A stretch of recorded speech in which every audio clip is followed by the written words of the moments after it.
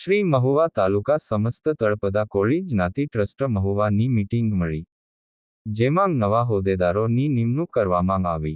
Trust મહુવાના નવા હોદ્દેદારો વરાયા પ્રમુખ તરીકે ભરતભાઈ ઉકાભાઈ પરમાર, ઉપ પ્રમુખ તરીકે ભરતભાઈ મગનભાઈ બારૈયા, મહામંત્રી તરીકે ભાલિયા પાચાભાઈ ઓગળભાઈ તથા રમેશભાઈ નટુભાઈ ડાભીની ખજાનચી તરીકે વરણી કરવામાં આવી છે।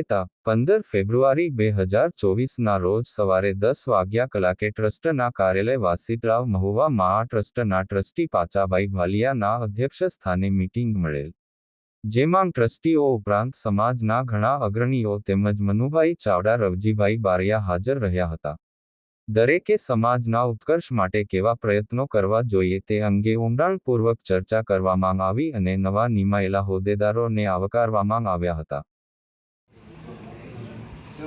આજે આપણા મહુવા તાલુકાની અંદરથી જે આમંત્રણને માન આપીને બધા પધારે છે એનો ખૂબ ખૂબ બધાનો આભાર।